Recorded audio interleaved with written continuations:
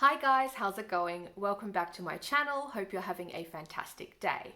So today's video, as you can tell from the title, is going to be a book haul. However, all of the books I purchased this month, when I piled them up together, I realized were actually entirely secondhand. So I've got two books here from that I bought from eBay, and then I've got a big bunch of books that I've gotten from secondhand bookshops this month. So I will start with the books from eBay and then I'll move on to the other ones. So the first book I'd like to talk about is Kitchen by Banana Yoshimoto. And the reason I thought I'd put this book at the start of this haul is that this is the only book in this haul I've already read. I actually borrowed this book from the library earlier this year and I fell so in love with how excellent it was that I knew that I had to snag myself a copy. So this book is divided into two short novellas. They both tackle the topic of grief, losing a loved one and how we might deal with that. The first story also is quite interesting. That also includes a transgender character, so if you're looking for some queer representation in your lit, that's also a factor to be considered. But overall, I think the reason I enjoyed this so much is because these are just really nice little short character vignettes. Stories about people dealing with emotional loss, and I just felt that Yoshimoto really accurately captured the emotions and what these people are going through in these moments. They're quite simple stories, character driven, there's not much plot going on here, but yeah, they're really excellent. And this book, which is really exciting for me, is another one of those books that when I first read a book by an author that I realized, holy shit, I want to read everything Banana Yoshimoto has ever written. I love the book so much. It's definitely going to be in my top books of the year. And if you guys haven't checked out this book yet, I would highly recommend it. And because I loved Kitchen so much, I decided to pick up another novel by Banana Yoshimoto, which is Goodbye Sagami. And this one, I'm not exactly too sure what it's about. It was just available from the same secondhand seller. But I'll read you from the back. Maria has grown up at the seaside along her cousin Sagami, a lifelong invalid, charismatic, spoiled, and occasionally cruel.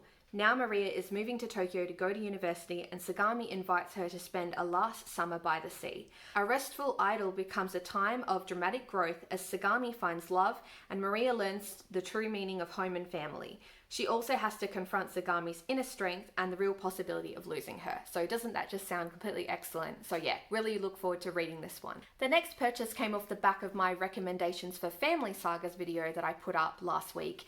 And Laurel left me a comment from Insert Book Pun here, left me a comment saying that perhaps Middlesex by Jeffrey Eugenides would be a book that I'd be interested in if I was enjoying family sagas. Now, I have previously read The Virgin Suicides by Jeffrey Eugenides and I really hated that book.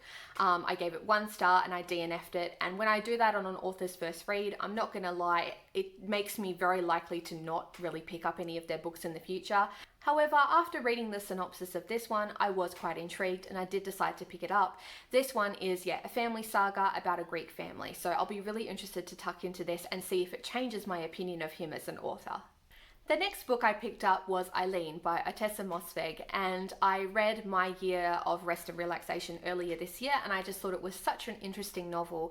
That one is about a woman who ends up drugging herself into a coma to try and deal with her trauma and her feeling that that she can't go on with her life. It's once again, it's a really strange experimental book, and I really enjoyed it though. It definitely got me thinking a lot about people dealing with depression, and it was really interesting. However, so I really enjoyed that one and I wanted to read something else by her, and when I saw this one I had to pick it up.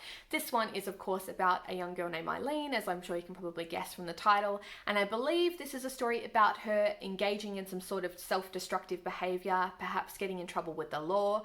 But yeah, if it's anywhere as good as My Year of Rest and Relaxation, I'm sure this one will be a good book. The next sort of books that I picked up are all in one series, and this was a particularly exciting find for me for 2 reasons. I'm going to show you what the books are first because they're kind of heavy.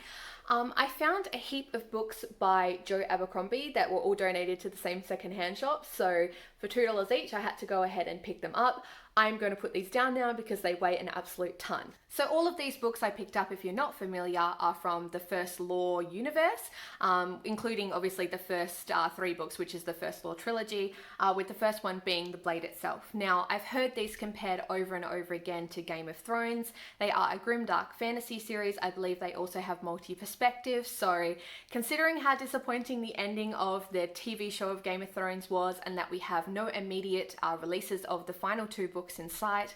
I really hope they come out in my lifetime, but I'm not really holding out hope at this point. However, I really wanted another Grimdark series to get myself stuck into, so I'm very, very excited and just thrilled to be able to find these at a secondhand bookshop all at once. So I'll be set now, really hoping I like it, considering I found them all and they were so cheap. Another really cool thing about this is that 2 of the books were actually signed as well, which is really unusual because I don't often find signed books, but it's personalized. 2 of them are personalized to someone named Colin. So whoever Colin is, thank you very much for donating these books because I was able to get them on the cheap, and I'll be really, really looking forward to reading them. So I'll just go through and show you them all. So first we have The Blade itself. We have Before They Are Hanged. We have The Last Argument of Kings. So that completes the first trilogy as far as I'm aware. And then we have Red Country, which I believe is like a spin-off set in the same world. And then we also have The Heroes, which once again, I believe it's a spin-off set in the same world. One of the main things I have difficulty finding secondhand are fantasy and sci-fi books. People that are passionate about sci-fi and fantasy must just hang on to their books for absolutely forever. So yeah, which I can relate to. I would never give up my favorite fantasy and sci-fi books. They're so dear to my heart. So fully understand that. But yeah, when you can find a find like that at a secondhand bookshop, when the books are $2 each, you're in for an excellent day. The next 3 books that I picked up are all classics. So the first one I'm going to talk about is My Family and Other Animals by Gerard Durrell. This is a British classic from the 1950s. This is a autobiographical novel by Durrell that entails a story about his family, and I believe what ends up happening is they move from the UK to Greece, I believe. And I believe this story also heavily centers around animals, which I am the biggest animal lover you'll ever meet. So I'm absolutely keen to read this. I think it will be an awesome read. The next one is also another of the penguin orange covers that we get here in Australia, and this one is Junkie by William S. Burroughs. I've been really interested in reading Burroughs' writing for a while. Obviously his most famous novel is Naked Lunch, which I probably would have picked up. However, when I came across Junkie, I decided to give this one a go first. Once again, secondhand books, if I can find one by an author, I'll usually end up reading that one first. This story is a story about addiction, drug addiction, and I believe it also examines being gay in the time that was post Second World War II. So yeah, it explores a bit about his life, I'm sure, and the things that he was dealing with. I'm not sure if it's autobiographical or if it's just sort of exploring those themes. However, yeah, really looking forward to giving this one a read. And then the last classic that I picked up was The Hound of the Baskervilles by Arthur Conan Doyle. Of course, this is the most famous Sherlock Holmes story, and I actually have never read any Sherlock Holmes. I've seen a bit of the TV show. However, yeah, I thought I'd eventually have to give him a read, so why not start with his most famous one? The second last book that I have to show you guys today is Dyschronia by Jennifer Mills, and it's so funny sometimes how books that go around end up coming around back your way. I remember seeing this book a couple of years ago when it first came out in one of my favorite independent bookstores and thinking, wow, that cover's really striking, but I looked it up and couldn't find much information on it. I'm not entirely sure if Mills was a debut author. However, there you go, lucky enough to find it later secondhand, so I'm really, really keen to give this one a read. So this book is a story about an apocalypse. I believe what the situation that happens is that one day a town wakes up and the sea has disappeared. So I'm not too sure what effect that's going to have on this world, but I believe one of the other characters that lives in the town where this has happened has been having visions of this sea disappearing for years before the event finally happens. So that premise alone sounds super interesting to me.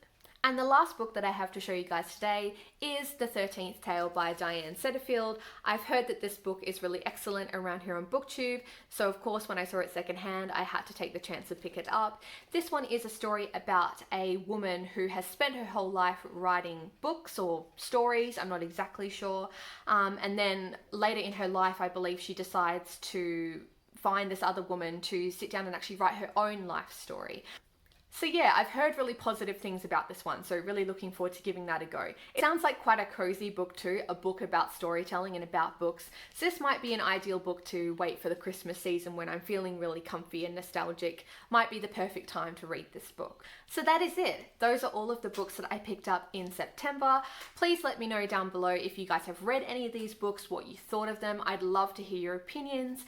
If you're new to the channel, please make sure that you subscribe and give the video a like. If you'd like to connect with me and talk to me more about books, I also have Twitter and Goodreads, and I update my Goodreads as I'm reading all the time. Hope you guys enjoyed the video, and I'll see you guys in the next one. Bye!